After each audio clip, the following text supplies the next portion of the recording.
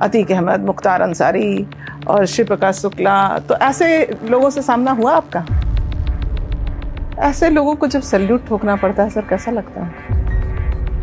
लेकिन communal situation Uttar Pradesh में आप कह रहे हैं अपराध कम हुआ है, पहले से स्थितियां फार बेटर है, लेकिन ये अभी समय के साथ बढ़ा है या घटा है? उत्तर प्रदेश में मैंने खासकर नोट किया है, उत्तर प्रदेश में क्राइम भी पहले से कम हुआ है और कम्युनल सिचुएशन भी कम कि एक ईमानदार पुलिस अफसर की जिंदगी बड़ी तकलीफदायक होती है जब देखो उठा के दूसरी जगह फेंक दिया जाता है। अगर आप ऑनेस्टली जीना चाहते हैं, गैरत की जिंदगी जीना चाहते हैं, अपनी खुददारी से रहना चाहते हैं, तो ऐसे मौके आएंगे। कई बार तो एक अफसर की भिड़ंत उसके अपने ही लोगों से भी होती है। मतलब ऐसी पुलिस किस काम की जो रक्षक से भक्षक बन जाए? उसका काम है महिला को जस्टिस दिलवाना, उसकी रक्षा करना, उसकी इज्जत की रक्षा करना। कई बार अपराध करने वाले खुद पुलिस वाले ही बन जाते हैं। एक बूढ़ा आदमी मेरे पास आया, वो कहता है कि सर मेरे से जेल से फिरौती मांगी जा रही है, 1 लाख भेज दो, नहीं तो फिर देख लेना, किसी दिन आएंगे दरबार गोली मार जाएंगे।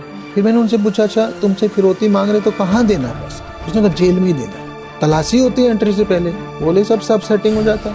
पुलिस के बारे में ये कहा जाता है कि पुलिस की तो न दोस्ती बुरी, न अच्छी, न दुश्मनी अच्छी, तो पुलिस से दूरी ही बना के रखें लोग तो वही अच्छा है। पावर जो है ना, पावर का मिसयूज, पुलिस की triple power. One is the power of uniform, second is the power of weapons and third is the power of law. कि आईपीएस अफसर मतलब बहुत बड़ा आदमी की सैलरी थी 31, 32, 3300 और साड़ी आती थी 5000 की। अब जब वो डीजीपी से रिटायर हो तो सैलरी 3 लाख हो गई, साड़ी 5 से 10,000 की हो गई या 5,000 की थी। किंतु जब नए नए नौकरी में थे तो नहीं अफोर्ड कर पाते थे। तो इतनी कम सैलरी वाले से शादी करने को तैयार हो गए मैडम के घर वाले? नहीं, वो तो IAS IPS के नाम से तैयार होते हैं ना, आपको तो पता ही है।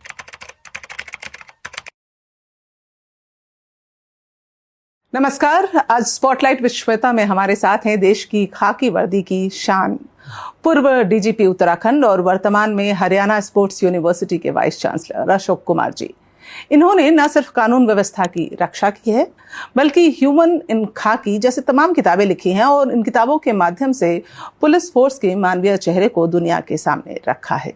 आज हम इनसे बात करेंगे उनकी जिंदगी के अनुभवों, अपराध से मुकाबले की रणनीतियों और एक बेहतर पुलिसिंग सिस्टम के विजन पर। आपका स्वागत है अशोक जी हमारे कार्यक्रम में। धन्यवाद श्वेता जी।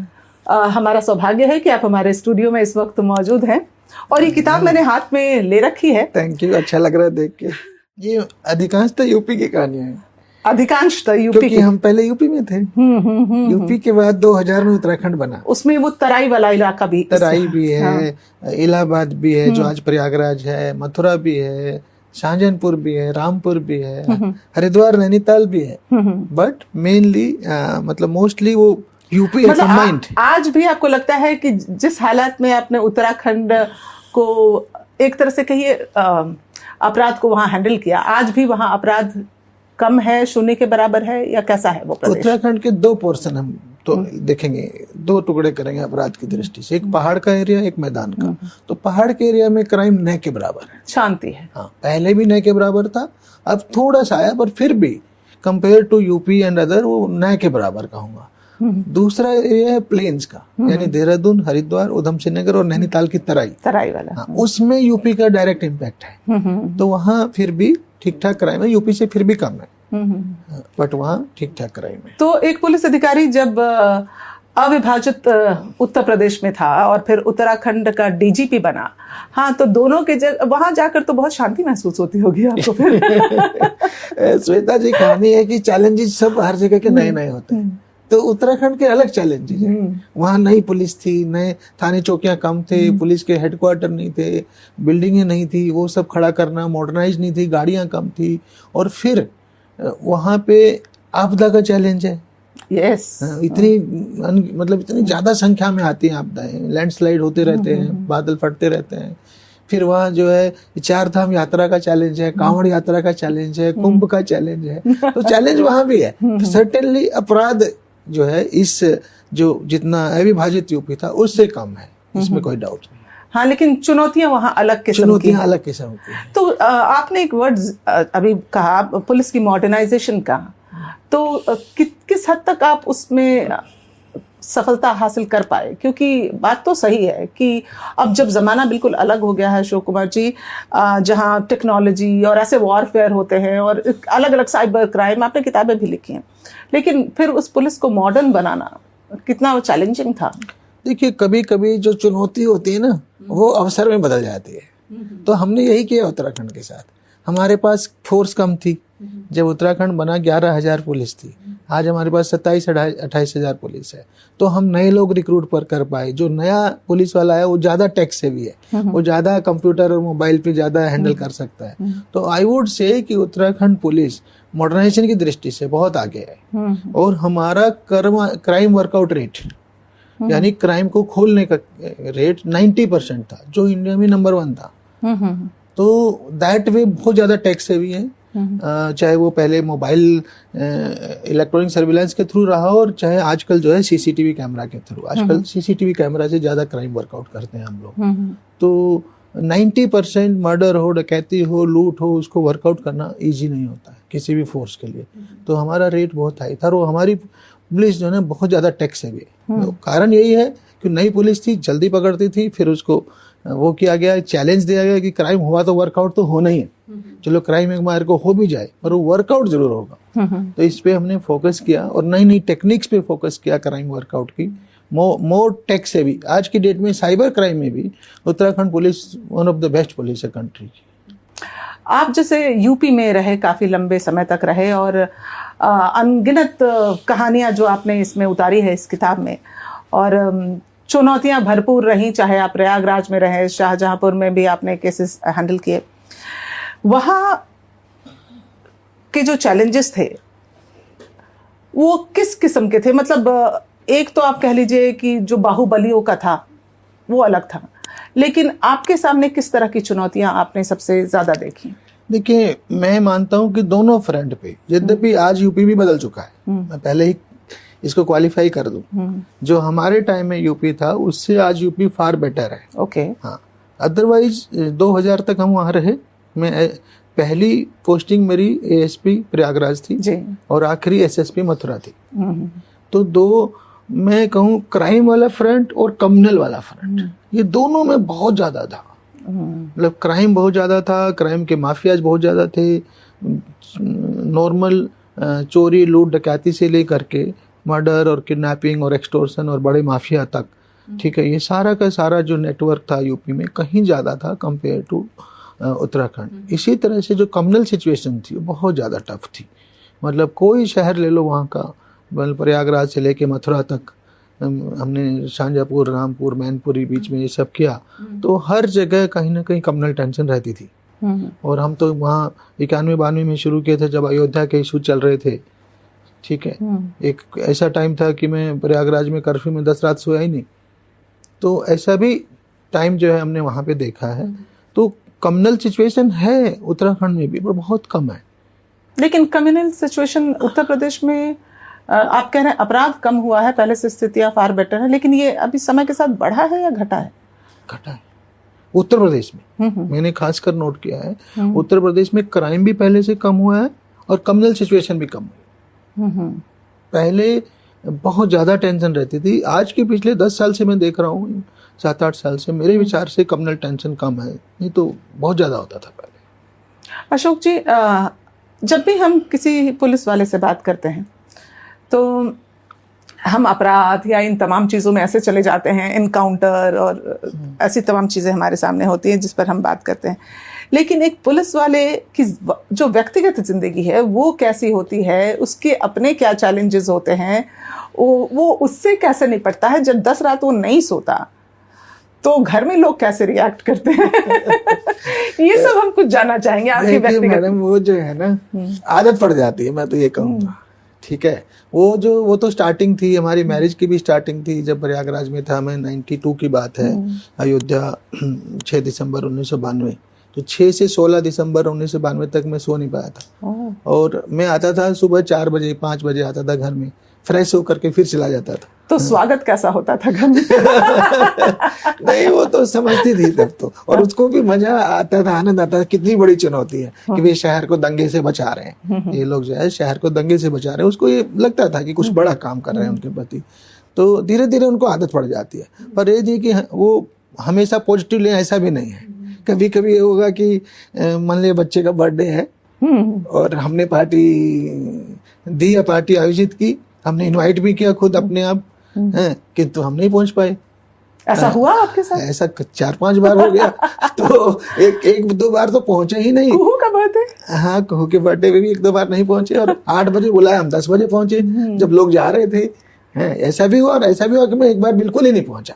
तो ये पोजीशन आती है तो उसमें थोड़ा जरूर नाराजगी होती है कि भाई ऐसी भी क्या इमरजेंसी आ गई, तो आप छुट्टी ले लेते, आप ये कर लेते, आप वो कर लेते, तो ऐसे इश्यू आते हैं। बट फिर भी ओवरऑल आदत पड़ जाती है एडजस्ट करने की, और उनको आइडिया हो जाता है कि पुलिस में ये तो चुनौतियां बनी हुई हैं। तो जब वापस लौटते थे तो पत्नी आंखें तरेर के गेस्ट के सामने आपसे बात करती थी, मतलब इशारे में बहुत कुछ हो जाता है, कभी कभी नाराजगी दिखती है, पता भी चल जाता है, बट वो अंडरस्टैंडेबल भी होता है। हमें भी खुद गिल्ट फील हो रहा होता था, पर क्या करें, कर्तव्य के सामने, ड्यूटी के सामने चुप होना पड़ता है।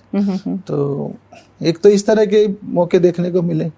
एक जो है, कई बार आप जब ड्यूटी ऑनेस्टली करते हो उस तरह के मौके भी आते हैं। जैसे मुझे याद है, मैं जब हमारी शादी हुई, पहली पोस्टिंग थी प्रयागराज, वहां तो इश्यूज नहीं है। फिर हम आगे वहां से रुद्रपुर और फिर एसएसपी हरिद्वार भी रहे, तो वहां पे बहुत शुरू हुआ, मेरे लिए नई साड़ी ले आओ। मैं कहा साड़ी, 5,000 की साड़ी, मेरी सैलरी 31-32 रुपये है, कहाँ से ले आऊं? और अभी तो तुम्हें मैरिज के टाइम की साड़ियां होंगी, उनको यूज करो। तो उसने जो जिस तरह से सोचा होगा कि भाई आईपीएस ऑफिसर पे तो जाने क्या क्या होगा। नहीं, यही तो हम सोचते हैं कि आईपीएस ऑफिसर मतलब बहुत बड़ा आदमी है। तो ये सारी दिक्कतें आती हैं। देखिए, वो तो डिपेंड करता है कि आपकी लाइफस्टाइल कैसी है। कुछ लोग हैं जो, मैं आपको क्या बताऊं, जो आज की तारीख में करोड़ों में खेलते हैं, और कुछ लोग हैं जो अगर आप ईमानदारी से जिएंगे तो फिर तो भाई लाइफ वही है। यद्यपि आजकल चेंज हो गया, जैसे मैंने बताया, ये मैं 95-96 की बात कर रहा हूँ कि सैलरी थी 31-32-3300 और साड़ी आती थी 5,000 की। अब जब आप डीजीपी से रिटायर हो तो सैलरी 3 लाख हो गई, साड़ी 5 से 10,000 की हो गई या 5,000 की थी। तो वो वही चीज अब आसान हो गई। किंतु जब नए नए नौकरी में थे तो नहीं अफोर्ड कर पाते थे, क्योंकि हमने शुरू से एकदम स्ट्रिक्ट। तो इतने कम सैलरी वाले से शादी करने को तैयार हो गए मैडम के घर वाले? नहीं, वो तो आईएएस आईपीएस के नाम से तैयार होते हैं ना, आपको तो पता ही है। मैं उसका भी, आपने नाम लिया शादी का, तो उसकी भी कहानी बताऊं कि जब मेरे फादर इन लॉ शादी का प्रपोजल लेकर आए, तो उन्होंने सोचा बाकी बातों के बाद कि पैसे की भी बात कर लें। तो हमने कहा मुझे तो कुछ भी नहीं चाहिए। तो उनको विश्वास नहीं हुआ। मैंने कहा भाई, जब मैं ऐसा ही हूँ, मुझे नहीं चाहिए कुछ भी। क्योंकि लोग उन दिनों बड़े प्रचलन थे, डोगरी के 50-50 लाख रुपए खर्च करते थे शादी में। मैंने कहा मुझे तो एक पैसा नहीं चाहिए। तो ठीक हो गया जी, शादी फिक्स हो गई। जब एंगेजमेंट हुई उसके बाद तक उन्हें विश्वास नहीं था कि ऐसे इतनी एकदम प्लेन हो जाएगी शादी। तो उन्होंने कहा कि हाँ देखिए, आप तो कुछ भी नहीं ले रहे हैं। अच्छा, जब आप कुछ नहीं ले तो एक गाड़ी ले लीजिए हमारी ओर से। मैंने कहा जब मैं अपने दम पे गांव से उठ करके आईआईटी में आ गया, आईआईटी से उठ के आईपीएस में आ गया, अब खुद अपने दम पे आया, सरकार ने मुझे गाड़ी दे रखी है, मुझे क्या करना है आपकी गाड़ी का? तब उनको विश्वास हुआ कि ये नहीं लेगा, कोई एक पैसा भी नहीं लेगा। तो अदरवाइज शादी में उन दिनों बहुत चलता था, ऐसा नहीं। लेकिन ऐसे लोग तो बहुत कम ही मिलते हैं सर, कि जो मतलब वो तो सामने आते पैसे को ना कर दे। नहीं, वो तो अपनी अपनी चॉइस है। देखिए, ऐसे तो बहुत, जब आप ऑनेस्टी का लाइफ जीते ना, उसके चैलेंजेस भी बहुत है, फेस भी बहुत करना पड़ता है। मेरे 11 साल में यूपी में 17 ट्रांसफर हुए। ऑनेस्टी के कारण? मतलब बहुत सारे फैक्टर्स होते हैं, ऑनेस्टी भी उनमें से एक है। जैसे कभी कोई ट्रांसफर ऑनेस्टी के कारण हुआ हो, बताइए जरा। यस, बहुत सारे होते हैं, बहुत जगह इस तरह के इश्यूज आते हैं। मुझे शांजापुर की याद है कि एक वो थे हमारे पॉलिटिशियन, और वो बहुत मेरी तारीफ करते थे कि बहुत हमारा टफ एसएसपी आया है और बहुत ही दमदार है, रात के 3-3 बजे तक पेट्रोलिंग करते हैं, ऑनेस्ट हैं, मतलब बताते थे सारे। मतलब उन्होंने मेरे बारे में इतना पॉजिटिव बोला कि आप हैरान हो जाएंगे। कुछ टाइम बाद उनकी सरकार उनके फेवर की आ गई, तो कुछ लोगों पे हमने गुंडा एक्ट लगाया। ठीक है, तो उन्होंने कहा गुंडा एक्ट हटा लीजिए। मैंने क्यों हटा ले? कि नहीं वो हमारे आदमी। मैंने कहा हमारे से क्या होता है, अगर गुंडा एक्ट गुंडे हैं तो गुंडा एक्ट लगेगा ही। या तो वो शरीफ होते हैं, आप मुझे प्रूफ दे दीजिए कि गुंडे नहीं है, तब तो मैं हटा लूंगा, किंतु इस नाम का कि वो आपके आदमी है तब मैं नहीं हटाऊंगा। तो ये कहीं ना कहीं डायरेक्टली ऑनेस्टी से जुड़ा होता है। तो आपका तबादला कर दिया गया? मतलब हो गया। मतलब कि जो हम ये समझे कि जो हम देखते हैं फिल्मों में या सुनते हैं कि एक ईमानदार पुलिस अफसर की जिंदगी बड़ी तकलीफदायक होती है, जब देखो उठा के दूसरी जगह फेंक दिया जाता है, तो एक आईपीएस की जिंदगी वैसे ही होती है। देखो जब देखो नहीं, इतना आसान तो नहीं होता, इतना आसान नहीं होता। मतलब काफी सारी इक्वेशन चलती रहती हैं। बट यस, अगर आप ऑनेस्टली जीना चाहते हैं, गैरत की जिंदगी जीना चाहते हैं, अपनी खुददारी से रहना चाहते हैं, तो ऐसे मौके आएंगे। ऐसे मौके आएंगे कि जब आपको ट्रांसफर के लिए तैयार होना पड़ेगा, कभी कभी और बड़ी चीजों के लिए तैयार होना पड़ेगा।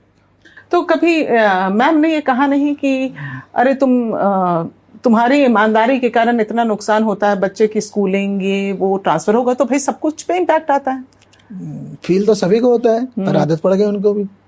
हमारी बेटी 3री क्लास में, तो उसका 9वां स्कूल था। 9वां स्कूल? 3rd ईयर में 9th स्कूल, मतलब 2 LKG UKG होते थे, फिर 3rd, तो टोटल 5वां साल हुआ पढ़ाई का।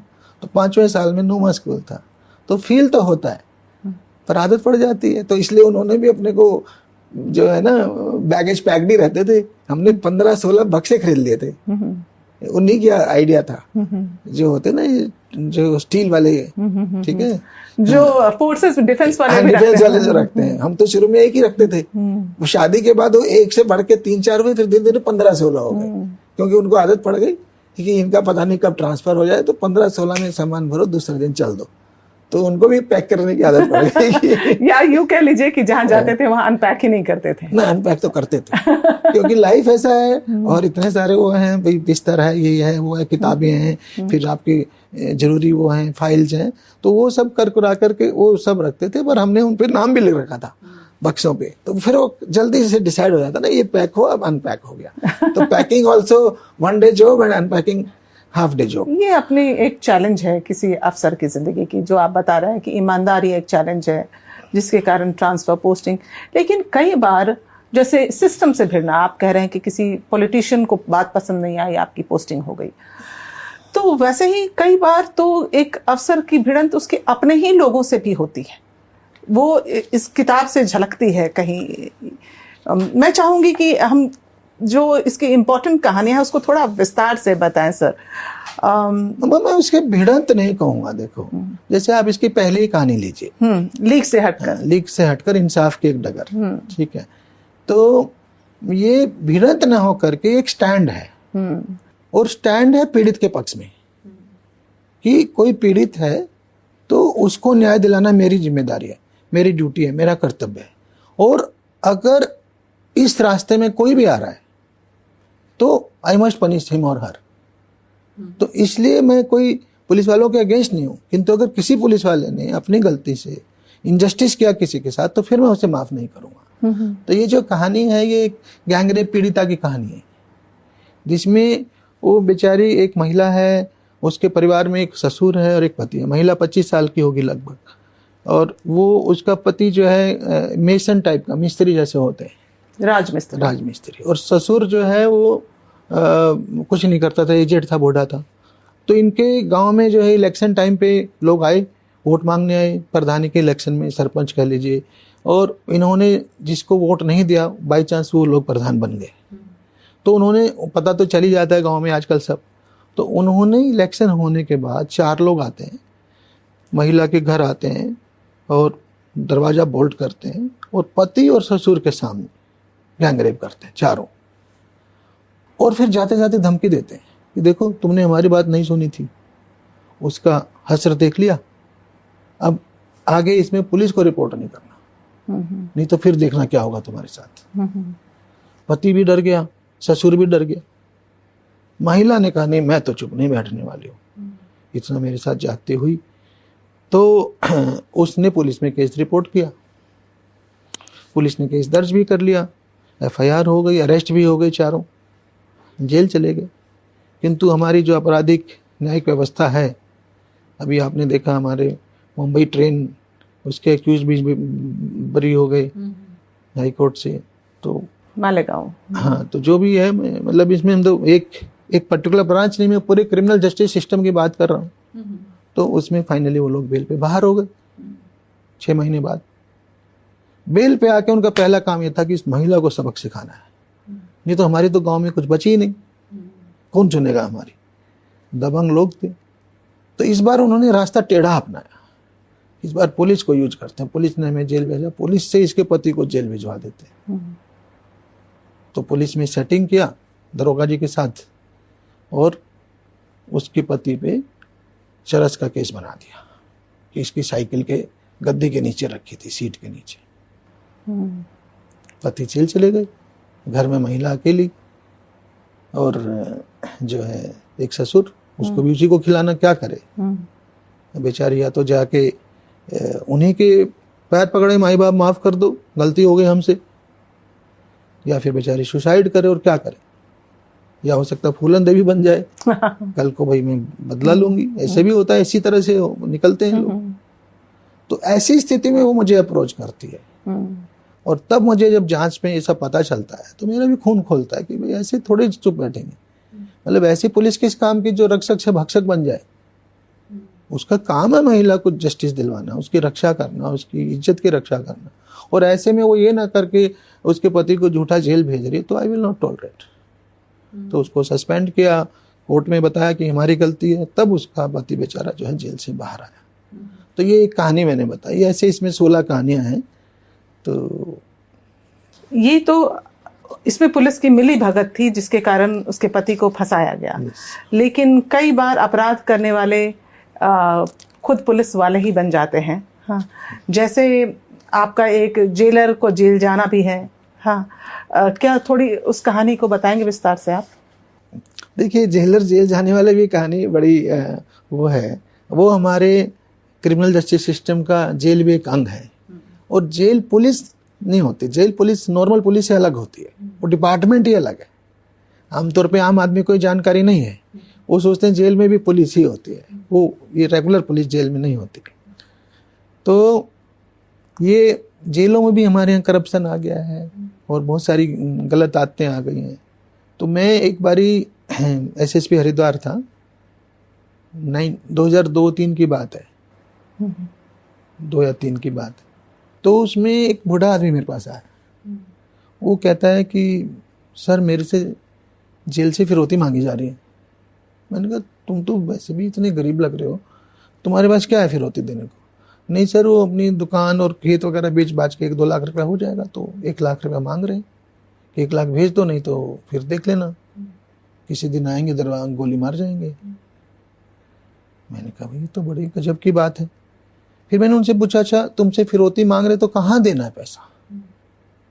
उसने कहा जेल में ही देना है। मैं बड़ा चौंका, जेल में कैसे पैसा ट्रांसफर हो जाएगा? जेल तो सरकारी है, वहाँ तो इतनी सारी जेल विभाग के कर्मचारी लगे हैं, इतनी सुरक्षा है, तो जेल में कैसे पैसा ट्रांसफर हो जाएगा? वहाँ तो एंट्री नहीं होती आसानी से, तलाशी होती है एंट्री से पहले। बोले सब सेटिंग हो जाता है। मैंने कहा ठीक है, तुम उसकी सेटिंग बनाओ, मैं अपनी सेटिंग बनाता हूँ। है, तो हमने ट्रैप करने का पूरा इंतजाम किया, अपनी एसओजी टीम लगाई, सादे वस्त्रों में उसके साथ भेजा। ट्रैप के हमने इंतजाम किया कि आप नोट पैसा इंतजाम करो, हम इनको ट्रैप करते हैं। और पुलिस वाले जो थे उनकी तो पूरी तलाशी हुई अंदर जाने में, ठीक है। उन्होंने भी अपना पास बनवाया किसी से मिलने का, और इस बाबा की एंट्री ही नहीं हुई। तलाशी तो छोड़िए, एंट्री भी नहीं हुई। मतलब उसमें जेलर की मिली भगत थी। क्लियर हो गया? आप समझिए ना कि भाई जब आप जेल में जा रहे हैं अंदर तो एंट्री करेंगे ना, मोहर लगता है, मोहर लगता है, सब होता है, फिर आपका तलाशी होता है, फिर आपको आगे जाने दिया जाता है, फिर ऐसे वापसी में होगा सब, फिर एग्जिट का टाइम भी लिखा जाता है। उसके ना एंट्री हुआ, ना एग्जिट हुआ, ना उसकी चेकिंग हुई, ना तलाशी हुई, जा करके पैसा ट्रांसफर हो गया, दे दिया गया क्रिमिनल को। जो अपराधी जेल में थे उनको पैसा दिया गया, और गजब की बात, उन्होंने वो पैसा जेल वाले उनको दे दिया, कर्मचारियों को, कि वहां से फिर बटेगा, और वहीं से फिर उसके आगे के आदमी को, जेल के अंदर से बाहर भी तो जाएगा ना किसी के पास, वो उन्होंने आगे भिजवा दिया और अपना शेयर रख लिया। तो मैंने कहा मैं नहीं छोड़ूंगा, इतना कुछ हो रहा है, जेलर के बिना थोड़ी हो सकता है। जबकि हमारे पास प्रूफ छोटे कर्मचारियों का था, आप समझ गए ना। बट जेलर के बिना ऐसा कैसे हो जाएगा कि एंट्री भी ना हो, एग्जिट भी ना हो, सर्च भी ना हो, पैसा भी ट्रांसफर हो जाए। तो हमने जेलर को ही बुक किया इस केस में। तो बड़ी हेडलाइन बनी अखबार में कि जेलर अपनी ही जेल में हुआ बंद है। लेकिन और किसी ने धमकी दी कि जी पूरा जेल विभाग तो हड़ताल पे चला जाएगा। मैंने कहा चला जाए भाई, मैं तो नहीं टॉलरेट कर सकता ये सब।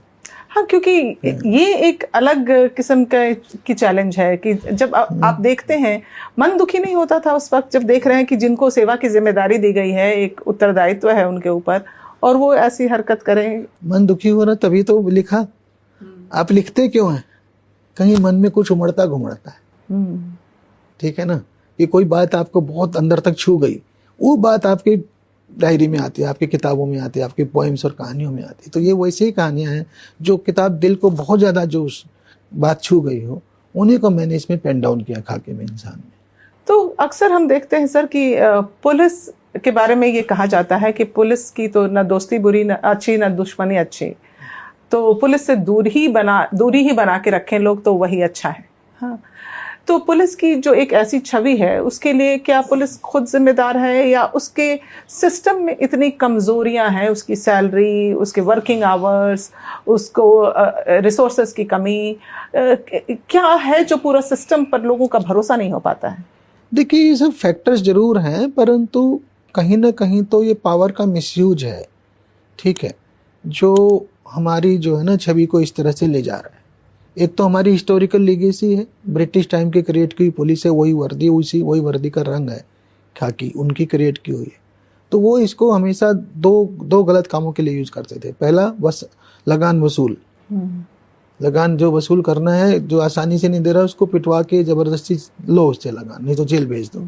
और दूसरा, सब आज़ादी के आंदोलन को क्रश करना, है ना। तो दोनों काम नेगेटिव काम थे, वहां से जो है ये छवि बनी। फिर मैं जो कहता हूं, एक दूसरा बड़ा कारण है कि पावर जो है ना, पावर का मिसयूज, मैं तो इसको बल्कि ट्रिपल पावर बोलता हूं, पुलिस की ट्रिपल पावर, ठीक है।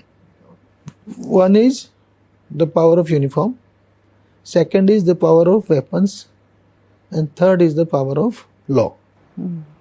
भाई आपके पास बाकी भागों के अलावा यूनिफॉर्म है, तो एक अलग पहचान बन गई, यूनिफॉर्म का अलग रुतबा बन गया, तो उससे लोग डरे। फिर आपके पास वेपन्स हैं, वेपन्स आपको क्यों दिए हैं?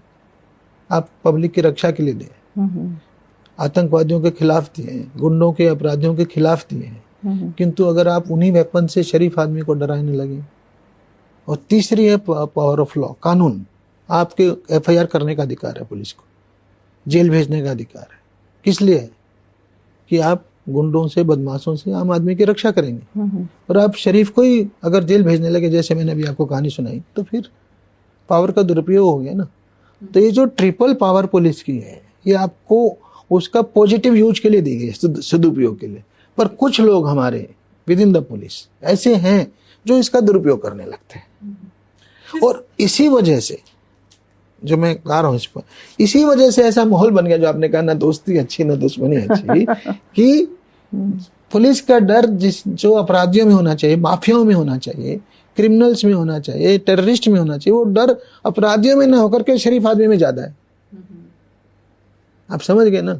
अगर सारी पुलिस संवेदनशील हो जाए, पीड़ित की रक्षा करने लगे, आम आदमी की रक्षा करने लगे, तो उसको देख के तो खुश होंगे ना। फिर ये कहावत नहीं होगी कि पुलिस की दोस्ती अच्छी नहीं। मेरे तो हजारों दोस्त रहे, लाखों दोस्त रहे बल्कि, है ना। पर प्रॉब्लम वही आती है कि जो नेगेटिव पुलिस वाला है, वो जो पावर का दुरुपयोग करता, उससे लोग डरते हैं। सर, जब आपकी कहानियां सुन रही हूँ या कई IPS ऑफिसर्स से बात होती है मेरी, मैं ये नहीं समझ पाती कि आप लोग इतना स्ट्रेस हैंडल कैसे करते हैं। मतलब दिन रात ऑन योर टोज। हाँ, वो डी स्ट्रेस कैसे होता है? डी स्ट्रेस का देखिए, यूपी जैसी जगह में तो जगह ही नहीं थी, टाइम ही नहीं था। हाँ। कि आपके पास ये भी सोचने का टाइम नहीं कि स्ट्रेस हो रहा है। मन में तो आता होगा ना। मन में आता है, बट आदत पड़ जाती है। देखिए, मैंने तो खुद को जो है ना, मेरे लिए डी स्ट्रेस का एक ही रास्ता चुना था, हमेशा स्पोर्ट्स। और आज भी स्पोर्ट्स? आज भी स्पोर्ट्स। तो मैं बहुत, सबसे अच्छा डी स्ट्रेस मेरा वही होता था। मैं हरिद्वार में एक बारी अर्धकुंभ था, उसके बाद कर्फ्यू लगा एक बारी 4 दिन। तो वो प्रयागराज की तरह नहीं था कि मैं रात भर सोए नहीं हूँ। तो उन दिनों में 20 19, 20, 21 घंटे बाद घर जा पाता था, ठीक है। पर मेरा 22वां घंटा, मान लिया 21 घंटा हो गया, 22वां घंटा मैं बैडमिंटन खेलता था। अब मैं सोने से समझी ज्यादा। कि कुहू कैसे बैडमिंटन चैंपियन बन गए। तो ये जो डिस्ट्रेस है, क्योंकि इसलिए खेलता था कि मेरा उससे ज्यादा स्ट्रेस निकलता था बाहर, पसीना निकल गया, फिजिकल मेंटल दोनों थकान उतर गई, आप समझ गए। तो ये फर्क पड़ता है। तो मैंने तो अपने को स्पोर्ट्स में हमेशा डिस्ट्रेस किया है। थोड़ा बहुत म्यूजिक सुनते थे, बहुत आदत ही अच्छा लगता था, क्लासिकल म्यूजिक और light Indian movies music, but वो धीरे धीरे वो गायब हो जाता है। फिर गाड़ी में तो सुन लेते हैं, अदरवाइज टाइम ही नहीं मिलता। तो कुहू को अपने साथ आपने कब से खिलाना शुरू किया सर? कुहू ने क्लास 5 से शुरू किया था, 9 साल की होगी। और आपने सोच लिया था कि इसको बैडमिंटन की खिलाड़ी बनाना है? नहीं, शुरू में ये नहीं सोचा था कि इतना बड़े लेवल तक पहुंचाना है। और शुरू में हमारे साथ के जो IAS लोग थे, बड़े हैरान भी होते थे कि वो ये पहला ऑफिसर है जो बेटी को जो है फुल टाइम स्पोर्ट्स करियर में डाल रहा है। मतलब अनथिंकेबल लगता है ना। नॉर्मली लोग मैनेजमेंट में जाएंगे, IIT में जाएंगे, डॉक्टर बनेंगे या सिविल सर्वेंट बनेंगे, तो हमने पूरी तरह से स्पोर्ट्स में डाल दिया था। सर, ये जो कहानियां हैं, इसमें कोई कहानी ऐसी है जिसमें बहुत ही पेचीदा रहा हो, जिसको सॉल्व करना मतलब बहुत ही मुश्किल? कहानियां तो हैं, एक कहानी है इसमें मौत के साए में जिंदगी, तो ये रुड़की की कहानी है। और इसमें माफिया होते हैं, क्रिमिनल, बड़े गैंगस्टर, वेस्टर्न यूपी और उत्तराखंड दोनों में एक्टिव थे वो, और वो एक्सटोर्शन की मांग कर रहे हैं, एक रुड़की के व्यापारी से और एक हरिद्वार में एक किसी उसको प्लॉट पे कब्जा करने के लिए, ठीक है। चलते रहते हैं इनके ऑपरेशन। तो उस टाइम जो ये कहानी जिससे निकली है, तो ये जो गैंग है ये 2 जगह ऑपरेट कर रहा है, 2 जगह इसकी बात चल रही है। तो पहला जो रुड़की का व्यापारी है, उसकी दुकान है उसकी इलेक्ट्रॉनिक्स की, तो उससे उन्होंने 10 लाख रुपए की मांग करी कि आपसे 10 लाख रुपए चाहिए उस दौर में, उस टाइम में।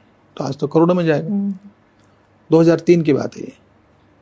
तो वो मेरे पास आया, किसी के थ्रू आया, DGP ऑफिस के थ्रू आया, वाया। हाँ। तो मैंने कहा अच्छा इतनी हिम्मत कर रहे हैं, ठीक है FIR लिखवा देते, ठीक है।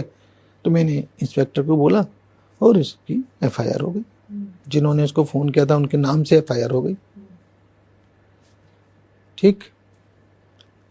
तो 2 दिन बाद वो मेरे पास फिर आता है, और इस बार कांप रहा था, थर थर एकदम बुरी तरह से। उसने मुझे रिकॉर्डिंग सुनाई, रिकॉर्डिंग सुन के रोंगटे खड़े हो जाए। मतलब क्या था उसमें सर? उसमें ये था कि वो इतनी गंदी गालियां दे रहा है। पहली बात तो मतलब सभ्य भाषा में सुनाना ही असंभव है। इतनी 10 तो पहले उसने गाली दी उस रिकॉर्डिंग में, मतलब MCBC तो मतलब कुछ भी नहीं है, जाने क्या क्या इतनी भयंकर गालियां देता है। और फिर कहता है तेरी इतनी हिम्मत कैसे हो गई, हम तो 2 लोगों को मार के आ जाते हैं, उनकी हिम्मत नहीं होती कि नामजद रिपोर्ट लिखा दे हमारे खिलाफ। तेरे से तो 10 लाख रुपए मांगे थे, क्या कर दिया था हमने, ऐसे बोलते हो। और तूने मेरे नाम से रिपोर्ट लिखा दी, अब देखता हूं मैं तेरा SP तुझे कैसे बचाता है। इसलिए बेचारा थर थर कांप रहा था। और देखता हूं तो कैसे दुकान पे जाता और कैसे तेरे बच्चे स्कूल में जाते। तो बेचारा पागल हो गया कि मैंने एक गनर दिया था उसको, तो एक गनर कहाँ तक बचा लेगा। पहले तो 24 घंटे होते हैं, फिर घर है, दुकान है, स्कूल है, बच्चों को लाना है, ले जाना है। उसकी तो नींद आनी बंद हो गई कि मैं कैसे सोचते, जाना आना इधर उधर बंद कर दिया। 24 घंटे घर में ही रहो, बंद करके रखो, गनर को भी किसी तरह वहीं सुलाओ 24 घंटे, तो लाइफ तो खत्म। और डर अलग, जाने किस कोने से कब कह रहा। मैं कहता है उसी ऑडियो में कहता है कि मैं 2 शूटर भेजूंगा, वो फेल हो गए, फिर 2 भेजूंगा, फिर फेल हो गए, फिर 2 भेजूंगा, देखता हूँ बेटा तू कैसे तेरा SP तेरे को बचाता है। तो उसको तो सपने आने लगे दिन रात कि मैं बचूंगा कैसे। दहशत में तो कोई भी आ जाएगा। तो दहशत में हो गया, नेचुरल था। इवन मुझे लगा यार मेरे से गलती हो गई, निर्दोष बेचारा मारा जाएगा। हाँ, मुझे सच में लगा कि मेरे से गलती हो गई। मुझे उस टाइम ध्यान रखना चाहिए था, FIR नामजद नहीं कराते, या FIR नहीं करके हम वैसे एक्शन ले लेते, मुझे लगने लगा। और मुझे एक जिम्मेदारी सी फील हुई, अगर इसको कुछ हो गया तो मुझे भी गिल्ट फील होगा। और एक बात और है, फुल प्रूफ सिक्योरिटी बहुत मुश्किल होती है। मतलब फुल प्रूफ सिक्योरिटी एक दो से नहीं, मतलब उसके लिए बहुत ज्यादा नंबर चाहिए। और कब तक देंगे? कब तक देंगे, दूसरे पॉइंट। तो मैं एक प्रकार से नैतिक उसमें भी आ गया। तो फिर ठीक है, हमने उस पे वो एसओजी लगा दी सारी, जो बेस्ट फोर्स थे मेरे, बेस्ट सब इंस्पेक्टर थे, सब मैंने लगाए कि भाई इस केस को जल्दी से जल्दी क्रैक करना है। तो क्या होगा, कॉल आएगी और कॉल जो है 5-7 मिनट में काट देते थे, 5-6 मिनट में। अब उन दिनों चलता था, हमने पूरा डाटा ले हुआ था बीएसएनएल से, उन दिनों पीसीओ चलते थे कि किस नंबर से कॉल आई है उसको ट्रैक करो, जल्दी से कंप्यूटर में डालो। तो पता चल गया जी इस पीसीओ से कॉल आ रही है, तो वहां तक पहुंचो। तो पहुंचने में लगेगा मान लिया 20 मिनट, तब तक 5 मिनट में कॉल खत्म। ये हो रहा था।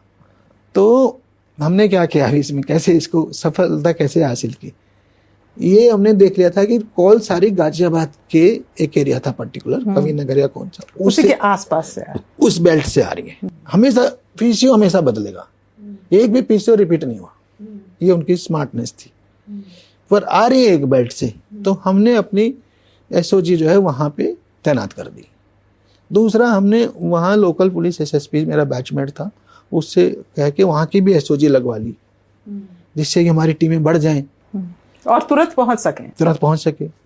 तीसरा, ये जो इसकी हरिद्वार में कॉल आ रही थी उस प्लॉट को कब्जा करने के लिए, इसी गैंग की है कि भाई तू इससे दावा छोड़ दे, जिंदगी के आगे प्लॉट क्या होता है? तू ही नहीं रहेगा जिंदगी, प्लॉट के देके मरेगा क्या? ठोक जाएंगे, मेरे 2 आदमी आएंगे, ठोक जाएंगे तेरे को। तो इस तरह की बात करता था उसको।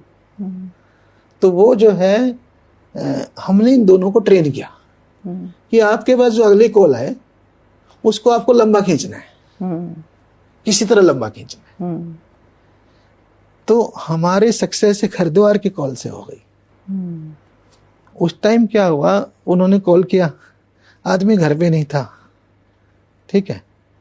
तो उनकी वाइफ थी, वो उसको आंटी बोलने लग गई, उसी के कम्युनिटी के थे वो लोग। तो आंटी समझ क्यों नहीं आ रहा उनको, अंकल जी को क्या कर लेंगे, वो लेके मरेंगे क्या? हम आ जाएंगे। तो आंटी को हमने ट्रेन किया हुआ था कि आप थोड़ा लंबा खींचना है। तो आंटी उससे बात में उलझ रही थी। तभी जो है ना, जो गैंगस्टर थे 2 थे एक साथ उस दिन। जो गैंग लीडर था, जो पूरा वेस्टर्न यूपी में फेमस था, समझ लो आप, फेमस मतलब नोटोरियस, कुख्यात। तो उसने कहा आंटी चलो मेरे तो जो हो गई सो हो गई, ले मेरे दोस्त से और बात कर ले। अच्छा, हाँ, जो मैं ऑडियो सुन रहा हूँ ना, मैं अपनी वो वाली बात कर रहा हूँ। तो उसने दोस्त को दे दिया फोन। दोस्त थोड़ा लंपट निकला। तो वो कहता है अच्छा आंटी आज बात की छोड़, एक काम कर, तेरी बेटी है ना, वो नाम भी उसने कुछ लिया, बोला हाँ है, उसको भेज दे मेरे पास एक रात, फिर हम दावा छोड़ देंगे।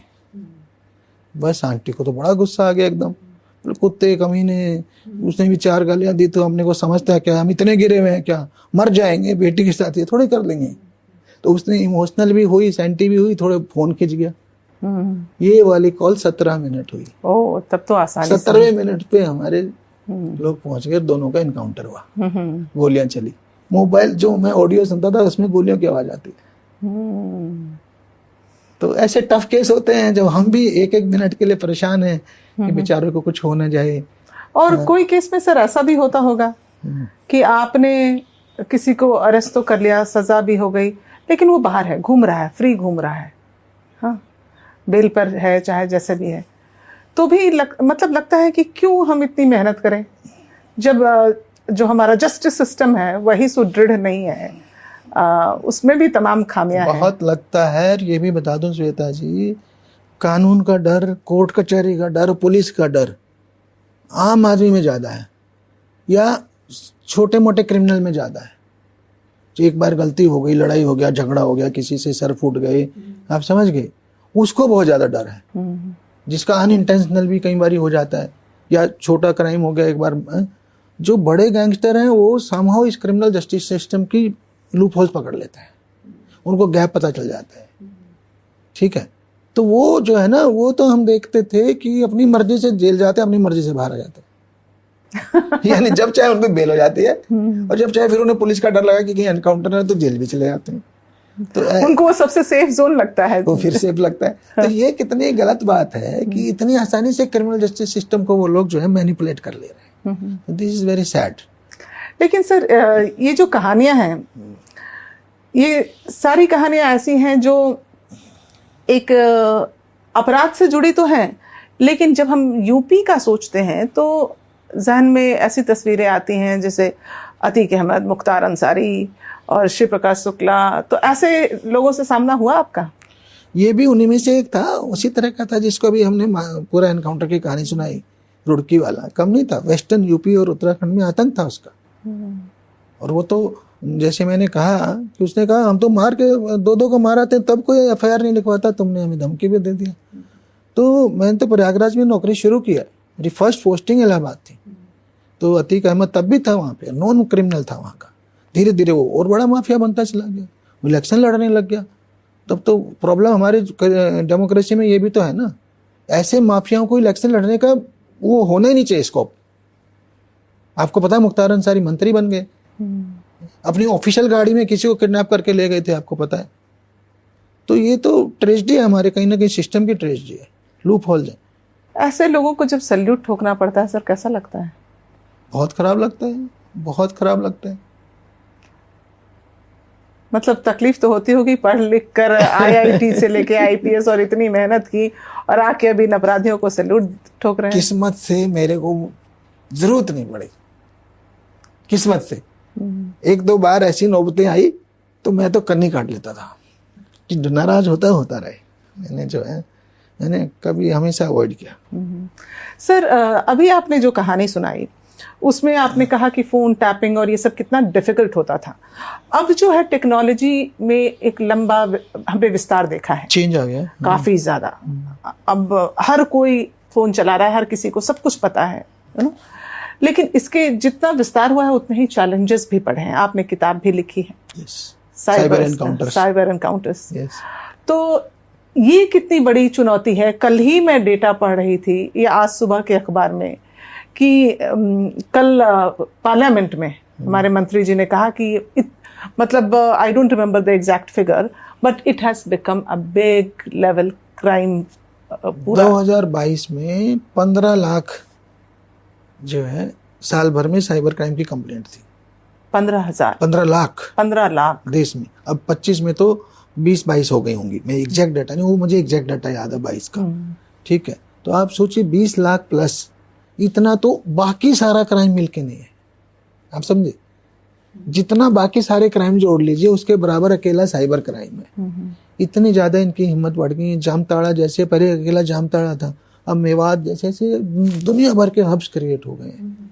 विदेशों में आपने देखा होगा, अभी कंबोडिया से पकड़ के लाए हैं, तो पकड़वाए वहां पे लोगों को। तो कितना ज्यादा साइबर क्राइम बढ़ गया है, और इतना ज्यादा नए रोज नए मोडस ऑपरेंडी आते हैं। आपको पता है लेटेस्ट डिजिटल अरेस्ट के नाम से लोगों से हड़प लेते हैं लाखों रुपया, करोड़ों रुपया। तो रोज नए हथकंडे। सर हम सब जान रहे हैं, फिर ऐसा हम गलती कैसे कर बैठते हैं जब डिजिटल अरेस्ट जैसे? देखिए, हमारे मन में कहीं कोई चोर है, कहीं कोई डर है, कहीं कोई छुपा हुआ, मतलब जिसे बोलेंगे, मैं तो यही कहूँगा मेनली तो डर ही है कहीं ना कहीं। अदरवाइज क्यों आप फंसोगे? जब अगर आपने ड्रग्स नहीं कहीं भेजी है, कहेंगे ना आपको ड्रग्स का वो मिल गया, क्या नाम है, पार्सल कोरियर। हाँ, कोरियर मिल गया, और अब हम एनसीबी से बोल रहे हैं, सीबीआई से बोल रहे हैं, तो बस आप जो है बाहर निकलोगे तो अरेस्ट हो जाएगा, आपको बाहर नहीं निकलना, यही रहिए, यू आर अरेस्टेड। तो ये जो चीजें हैं, अगर आपने किया ही नहीं तो फिर क्यों डर रहे हैं? तो कोई ना कोई आपके मन के अंदर का डर पकड़ते हैं। वो आपके सोशल मीडिया प्रोफाइल को बहुत अच्छे से स्टडी करते हैं, वो सोशल इंजीनियरिंग बोलते हैं इसको, हैं, और फिर आपके जो है ना भावनाओं को मैनिपुलेट करते हैं। सो जब हम जानते हैं कि सर कि ये जगह जो है मेवात है, नोटोरियस है, हम जानते हैं जामताड़ा है, और अक्सर जैसे मेरी किसी साइबर एक्सपर्ट से बात भी हो रही थी इस बारे में, उन्होंने कहा कि ज़्यादातर लिंक जो है वो निकलते हैं वो झारखंड के इलाके से। फिर हम इसको क्रैक क्यों नहीं कर पाते, पैसा क्यों नहीं वापस ला पाते? क्या लूप होल्स क्या क्या है? लूप होल्स बहुत सारे हैं। एक तो उनको लोकल सपोर्ट मिलता है, जहाँ के रहने वाले हैं ना। अब ये खाली अपराधियों के घर जो है ना वो नहीं हो रहे हैं करोड़पति वाले, जो है उसके और जितने सारे उनसे जुड़े हुए लोग उन सब के भी हो रहे हैं। पूरा गांव, उस क्षेत्र के जनप्रतिनिधि, सबके सब जो है उसके सपोर्ट से एंजॉय कर रहे हैं। हो सकता है वहाँ की पुलिस भी मिल जाती है। तो बहुत सारे फैक्टर, मतलब कभी कभी, नॉट ऑलवेज, तो बहुत सारे फैक्टर्स मिलते हैं जब जाकर के। इसी तरह उनको इसमें पनिशमेंट बहुत कम है साइबर क्राइम में। तो हमको तो आईपीसी के फ्रॉड और 420 वगैरह का सहारा लेती है पुलिस, तब जाके तो जेल भेज पाते हैं इनको। तो बहुत सारे फैक्टर्स जो है ना मिल करके इनके लिए एक प्रकार से वो सेफ हेवन हो जाती है। फिर क्या है कि उनको पहले से वो वहाँ पे पूरा गांव यही कर रहे हैं, तो बाहर पहरा लगा के पुलिस आई पहले ही अलर्ट कर देंगे, तो जनता गायब। ठीक है। इसी तरह से जैसे मैंने कहा कि वो पुलिस को ही घेर लेते हैं। मेरी पुलिस वहां जाएगी, 10 आदमी 15 आदमी से ज्यादा क्या जाएंगे? पूरी पुलिस फोर्स तो जाएगी नहीं। और गांव में 5000 आदमी है, और सारा गांव अगर मिलके क्राइम कर रहा हो फिर कैसे होगा? मेवात का ये हालत है, झारखंड के जामताड़ा क्षेत्र का ये हालत है, और अब ऐसे ऐसी और बेल्ट आ गई। नूह में एक एसपी ने रेड किया, बेचारे ने 5000 आदमी लेके गया। नया एसपी था, 5000 पुलिस वाले इकट्ठे करे उसने आसपास के सब जिलों से, तब रेड करी तो सफल हो गई। अब मैं उत्तराखंड में बैठा आदमी, हम 5000 पुलिस कहाँ तक भेजेंगे? तो ये बहुत सारे फैक्टर्स हैं। जैसे मेरे एक जानने वाले का ऐसा ही एक केस था। उनका कहना था कि हमने क्रैक तो कर लिया कि वहां जामताड़ा का है, लेकिन वहां लोकल पुलिस ने सपोर्ट नहीं किया। मैंने बोला था कि कई बार वो मिले होते हैं, नॉट ऑलवेज बट कई बार वो भी बूटी का शेयर ले रहे हैं। तो क्या करें? धीरे धीरे हो रहा है। देखिए, कुछ तो एमएचए ने जो I4C बनाया ना, बड़ा अच्छा किया है वो। तो उसके थ्रू ना बैंकिंग सिस्टम को टाइट करने की जरूरत है। हमें टेलीकॉम सिस्टम को टाइट करने की, जिनमें भी गैप्स है ना। एक बंदे के फेक अकाउंट खुलते जा रहे हैं और उसमें पैसे ट्रांसफर हो रहा है, बैंक को नहीं पता चल रहा कि सस्पिशियस अकाउंट है। कल परसों अकाउंट खुला था, आज इसमें 2 करोड़ रुपया आ गया, कर कर करके आ रहा है 10-10 लाख 5-5 लाख, और फिर निकल भी रहा है खट। कहाँ जा रहा है? बैंक भी तो ऐसे सस्पिशियस अकाउंट्स को ट्रैक कर सकता है, क्योंकि सारे फेक अकाउंट्स खुलते हैं, एक भी रियल नहीं खुलता। किसी बेचारे की केवाईसी ले ली जाती है, आधार कार्ड का डाटा इकट्ठा कर लिया जाता है किसी मजदूर का, उसके नाम पे अकाउंट खुल रहे हैं। तो बैंक क्यों नहीं इंश्योर करता कि ये रियल अकाउंट हो इन फेक अकाउंट्स की बजाय? इसी तरह से टेलीकॉम सेक्टर, आप देखिए, कभी कभी हम पकड़ते हैं ना हजारों हजार, कभी कभी किसी अपराधी को पकड़ते हैं ना, जब हम साइबर अपराधी को, तो एक अपराधी के पास 300 मोबाइल मिल जाते हैं, सिम्स। कहाँ से आ गए? आपको 3-4 से ज्यादा अलाउड नहीं ना, पहले 9 अलाउड थे, वो और कम कर दिए। तो फिर कहाँ से सिम अलाउड हो गए उसको इतने सारे? सब फर्जी केवाईसी है ना। बिजनेस करने के चक्कर में सब टेलीकॉम कंपनियां भी यही कर रही हैं, बैंक्स भी यही कर रहे हैं। मतलब अगर हम इस मिनास को टैकल करना चाहें तो हमें बैंकिंग से लेकर टेलीकॉम सबकी सपोर्ट चाहिए। Yes, banking, telecom, police, judiciary, सब क्रिमिनल जस्टिस सिस्टम, सब जगह हमें ना टॉलरेंस लेवल को 0 पे लाना पड़ेगा, और तब जाके और बेटर होता जाएगा। जैसे डिजिटल अरेस्ट होता है सर, तो उसमें टेलीकॉम या ये कंपनियां, तो मुझे लगता है कि बैंकिंग ये उतनी जिम्मेदार नहीं है जितना एक व्यक्ति खुद जिम्मेदार है कि कैसे। खुद तो हर एक में ही जिम्मेदार है। आप फिर समझिए, ये जो आपके इमोशंस का ही तो फायदा उठा रहे हैं, कहीं आपकी क्यूरियोसिटी का फायदा उठा रहे हैं, कहीं आपके डर का फायदा उठा रहे हैं, है ना, कहीं आपके लालच का फायदा उठा रहे हैं। वो तो है ही, कहीं ना कहीं आप गलती तो में तो रहते ही है ना, आपको फंसा रहे हैं वो। तो साइबर इसमें डिजिटल अरेस्ट में भी आपकी गलती तो है ही है, किंतु साथ ही साथ पैसा तो बैंक के थ्रू ही जाएगा ना। आपसे पैसा तो ऑनलाइन ही ले रहे हैं, तो ऑनलाइन किस फेक अकाउंट में जा रहा है, तो बैंक की गलती नहीं है, वो उसकी भी गलती है। तो सर अब अगर हम देखें तो वैसे सरकारी बैंकों ने सिस्टम टाइट किया अपना पहले, परंतु प्राइवेट बैंक्स ने अभी भी नहीं किया। सरकारी ने थोड़ा सा बेटर किया, आरबीआई ने गाइडलाइंस जारी की है, थोड़ा सुधार किया। तो आपको आपके जानने वाले या जो आपके जूनियर्स हैं वो बताते तो होंगे कि अब केस सॉल्व करना बड़ा ही मुश्किल हो गया है, बताते तो होंगे। केस सोल्व करना मुश्किल तो हो ही गया है, अरेस्ट करना इसमें बहुत मुश्किल हो गया है, साइबर क्राइम में खासकर। और एक केस, आप मेरी किताब पढ़ना, साइबर एनकाउंटर्स, हिंदी इंग्लिश दोनों में, तो उसमें एक केस को वर्कआउट करने में बहुत मेहनत करनी पड़ती है। इसीलिए साइबर क्राइम की आसानी से लोग एफआईआर नहीं लिखते। कोई क्रिमिनल, कोई अफ्रीकन निकलता है, कोई नॉर्थ ईस्ट का निकलता है, कोई जमताड़ा का निकलता है, तो पुलिस को कितनी एक्स्ट्रा मेहनत करनी पड़ेगी। इट्स नॉट इजी ना। मतलब भी डिजिटली हो रहा है, कहीं भी बैठे रहो दुनिया में, आपको फिजिकल क्राइम करना है, चोरी लूट डकैती करनी है, रेप करना, तो साइट पे आना पड़ेगा ना, जिस जगह पे हो रहा है। यहाँ तो आप यहाँ बैठे हो, अपराधी अफ्रीका में बैठा, नाइजीरियन ना, आप उसको देख पा रहे हो। तो उस पहले तो उसे ट्रैक करना, और ट्रैक हो जाए, ट्रेस हो जाए, फिर उसे अरेस्ट करना, ये बहुत बड़ा चैलेंज है पुलिस के लिए। सर, आपने इंटरनल सिक्योरिटी पे भी किताब लिखी है। अगर हम देश के हालात की बात करें तो हमारे सामने सबसे बड़ा चैलेंज क्या है? क्या आतंकवाद है, नक्सलवाद है? क्या देश के सामने सबसे बड़ी चुनौती कौन सी है? देखिए, मैंने पूरी किताब लिखी है इस पे। जो 3 बड़े चैलेंज हैं, एक कश्मीर, दूसरा नक्सलवाद, तीसरा नॉर्थ ईस्ट, जो 3 सबसे बड़े चैलेंज हैं। इनमें से पिछले 10 सालों में नक्सलवाद खात्मे की तरफ है।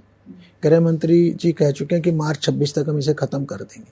अगर पूरी तरह भी नहीं हुआ तो एटलीस्ट 10% पे आ चुका है। मैं 2010 में सीआरपीएफ में था और मेरे 2 बटालियन नक्सल एरियाज में थी, बल्कि 3 बटालियन नक्सल एरियाज में थे।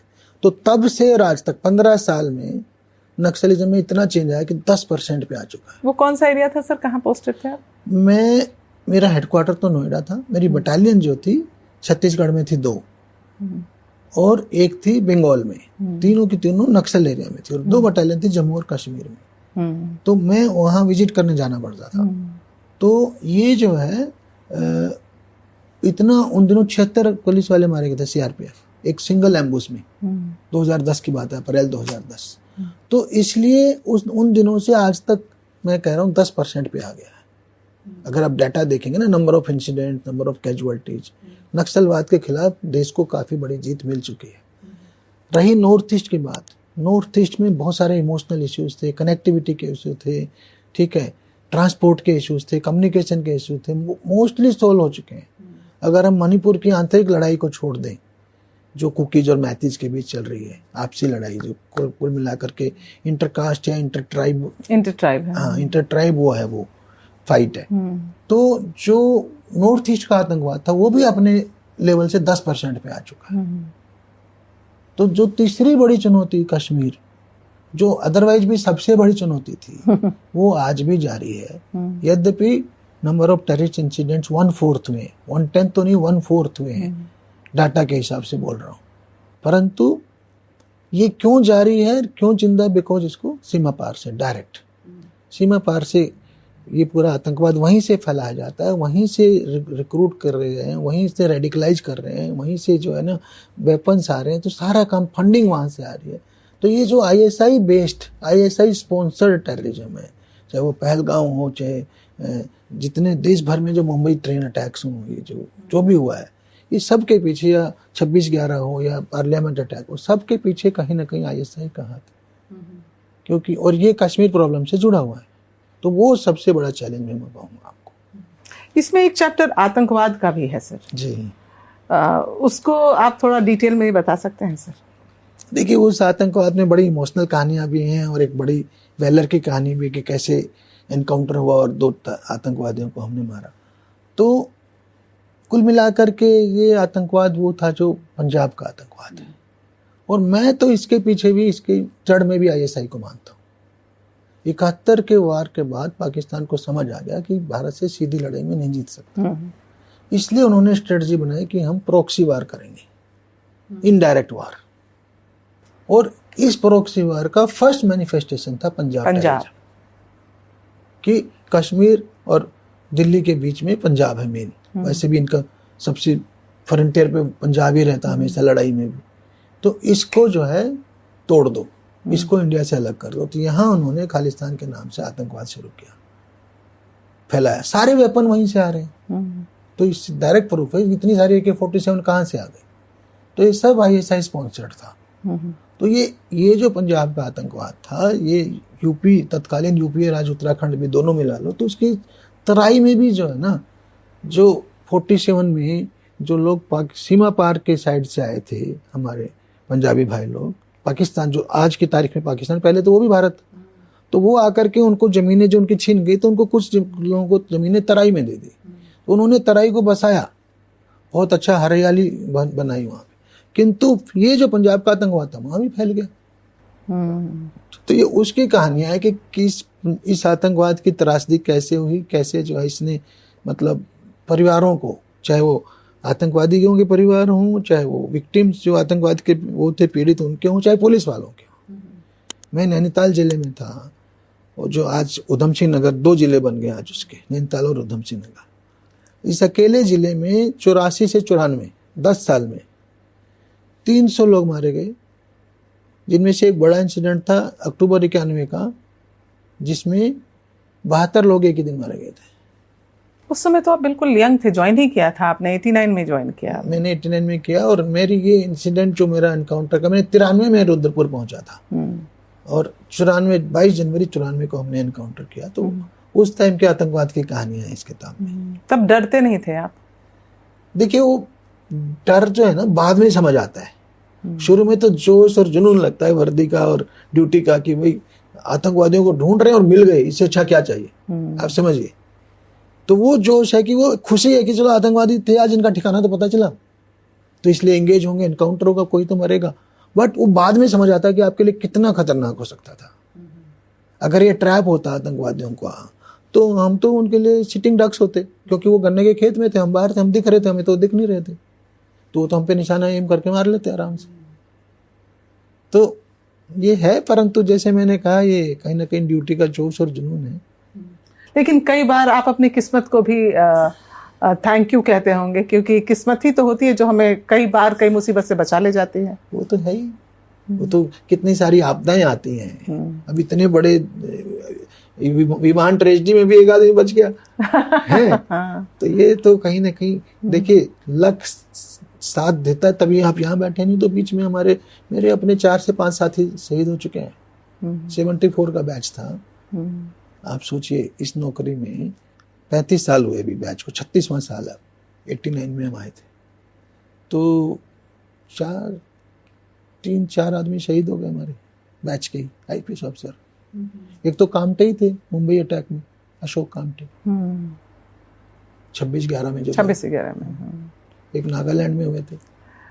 जब लाइफ हर कदम पर आपको चुनौती दे सर, तब एक पुलिस अफसर डिसाइड करता है कि वो अपनी बेटी को भी एक अफसर बनाएगा। मैंने तो नहीं डिसाइड किया, डिसाइड उसने खुद किया। तो आज देखते हैं ताल से ताल मिलाते हुए एमपीए में, पुलिस एकेडमी में, तो कैसा लगता है सर? ये देखिए बहुत अच्छा लगता है, पर डिसाइड उसने खुद किया। हमने तो उसके लिए फाइनली स्पोर्ट्स पर्सन का ही वो बना लिया था, बट उसको इंजरी हो गई, नी इंजरी हो गई, और उस नी इंजरी की वजह से उसने कैरियर में स्विच किया, और वो स्विच उसका अपना डिसीजन था। सर स्विच ऐसे थोड़ी बटन दबाना है, मेहनत करनी पड़ती है। नहीं, एग्रीड, मेहनत के बिना तो यूपीएससी में कोई सफल ही नहीं हो सकता। देश का सबसे टफ एग्जाम है, 15 लाख लोग एग्जाम देते हैं, मुश्किल से 200 लोगों को आईएएस आईपीएस मिलता है, ठीक है ना। तो वो टफ तो बहुत ज्यादा है, पर उसके दिमाग में जो ट्रिगर आया ना, उससे पूछा, उसने किसी इंटरव्यू में बोला है, तो वो हमने देखा कि उसने कोरोना में सबसे ज्यादा उसका मेंटल स्विच हुआ। 2020 में कोरोना था, 20 और 21 में, उन दिनों एकेडमी सब बंद हो गई, तो घर रही पहली बार। 2000 आप समझ लीजिए 12-13 से 7 साल से बाहर थी वो, 7 साल गोपीचंद एकेडमी में थी, ठीक है, एज ए जूनियर, सब जूनियर एंड सीनियर टीम में नेशनल टीम का हिस्सा रही। तो कोरोना में उसने देखा कि कितना बड़ा रोल प्ले कर सकती है पुलिस या सिविल सर्वेंट्स, कितने हजारों लाखों लाइफ्स को इम्पैक्ट कर रहे हैं। तब उसको पहली बार ये काम अच्छा लगने लगा। तो तब भी वो नहीं होना था। फिर 21 में उसके जुलाई में इंजरी हुई। इंजरी के बाद ये हुआ कि सर्जरी करानी पड़ेगी, तो उसको ये हो गया 1 से 1.5 साल का ब्रेक है, और उसके दिमाग में अच्छा लगने लगी थी सिविल सर्विस। तो उसने सोचा इस ब्रेक का फायदा उठाया जाए और एग्जाम दिया जाए। तो आज कैसा लगता है सर जब देखते हैं? अच्छा लगता है बहुत, कि अच्छा है, बहुत अच्छा है। यूपीएससी के लिए भी आपने कई रिकमेंडेशंस दिए हैं कि एग्जाम का जो सिस्टम है उसमें मेंस और प्रीलिम्स और इन सब में गैप होना चाहिए। ये कितना टफ है और क्या क्या रिकमेंडेशंस हैं सर आपके? देखिए, मेंस और प्रीलिम्स में गैप तो मैं बढ़ाने का इसलिए पक्षधर हूँ कि अदरवाइज जो बिगनर हैं, जो कम अटेम्प्ट वाले हैं, उनको तो बहुत ज्यादा मुश्किल हो जाएगा ना। ये सिस्टम उसको ज्यादा सपोर्ट कर रहा है जो 5वां 6ठा अटेम्प्ट दे रहा है, 4था 5वां दे रहा है। तो ये जो 3, हमारे टाइम में 3 ही अटेम्प्ट होते हैं, आप 6 कर दिए। तो ज्यादा अटेम्प्ट है ना, ये कोचिंग की दुकान ज्यादा चलती है। आदमी उलझा रहता है। तो मैथ्स के प्रोडिजी, बिल्कुल मतलब धुरंधर मैथ्स में बचपन से। हाँ, और शायद कुहू भी रही होगी जो उसने इतनी आसानी से निकाल लिया। वो मैथ्स वाली नहीं थी। लेकिन बाकी जो लोग हैं इतना ब्लेस्ड नहीं होते, मेहनत करनी पड़ती है। तो उनके लिए यूपीएससी को लेकर क्या आप? देखिए, यूपीएससी में तो हर किसी को मेहनत करनी पड़ती, मैंने भी की। और मैंने पहली बार लाइफ में मेहनत ही यूपीएससी के लिए की, आईआईटी के लिए नहीं की मैंने। जो आपने कहा ना, मैथ्स के धुरंधर होने की वजह से मैं आईआईटी में आ गया अपने आप, किंतु यूपीएससी के लिए मैंने भी रगड़ा लगाया। ये वो एग्जाम है जो बिना रगड़े के संभव ही नहीं है। कितना भी आप सुपर इंटेलिजेंट हो, मोस्ट इंटेलिजेंट हो, बट बिना रगड़े नहीं हो सकता, क्योंकि ये इंटेलिजेंस के साथ 10 और चीजें टेस्ट करता है ये exam. Hard work, perseverance, patience, emotional intelligence, stress management, बहुत चीजें टेस्ट करता है। तो ये खाली मैथमेटिक्स से पॉसिबल नहीं है। सो इसकी तैयारी सर कब से शुरू होनी चाहिए और क्या टिप्स देना चाहेंगे आप? कम से कम 2 साल तो मिनिमम चाहिए इसके लिए, ठीक है। तो आइडियली मैं कहूँगा ग्रेजुएशन ज्वाइन कर लो कहीं, 1 साल तक ग्रेजुएशन में सेटल हो, उसके 2nd या 3rd ईयर से आप तैयारी शुरू करिए। 2nd ईयर से शुरू कर लीजिए बैकग्राउंड स्टडीज, एनसीईआरटी पढ़ना, थोड़ी और इस तरह की नेशनल इंटरेस्ट की बुक्स पढ़ना, तो फिर आपकी बैकग्राउंड बन जाएगी और फिर आप स्पेसिफिक उस पर आ जाइए। 2 साल का फुल रगड़ा चाहिए, 10 से 12 घंटे के एवरेज हो और 2 साल का रगड़ा। This is minimum requirement for UPSC. Thank you so much sir, हमसे बातचीत करने के लिए। इट वाज सो इंटरेस्टिंग और बहुत इंसाइटफुल कॉन्वर्सेशन रहा हमारा, and I hope it helps the viewers. Thank you so much. Thank you so much.